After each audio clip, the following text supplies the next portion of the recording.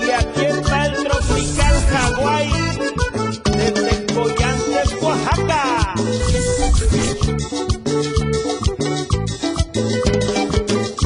Cuando voy para la costa, la ciudad de Pinotepa. Cuando voy para la costa, la ciudad de Pinotepa. Allá en Coyantes conocí una chica que por ser bonita ella se sentía artista. Allá en Coyantes conocí una chica que por ser bonita ella se sentía artista.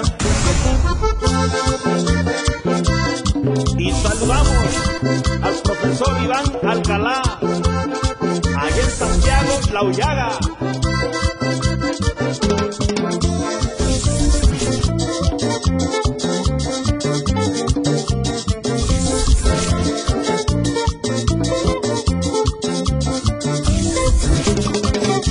Andándome paseando por Suida y Ixtepec, esa región del istmo que nunca yo olvidaré. Andándome paseando por Suida y Ixtepec, esa región del istmo que nunca yo olvidaré. Y esto va para Álvaro Acevedo, Adrián y Pedro González, parte de Apolinar Cisneros. ¿A qué le tiras, paisana, con mi amigo el borrachito?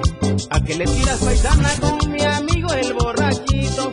Si los fines de semana amanece sin ni un quinto, si los fines de semana amanece sin ni un quinto, voy a cantar un corrido que refleja mi tristeza. Hace un año que murió Juan Pérez en Pinotepa. Les voy a contar la historia para que ustedes lo sepan.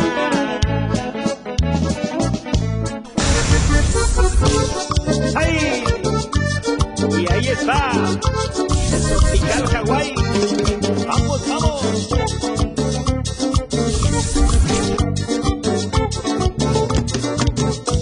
Tengo una perra en mi casa que tiene un mes de parida. Tengo una perra en mi casa que tiene un mes de parida. Le voy a vender su perro, ya no puede con su vida. Le voy a vender su perro, ya no puede con su vida. Otra que ya no eres tú vino a curar esta herida que tú con tanta maldad le dejaste a mi vida.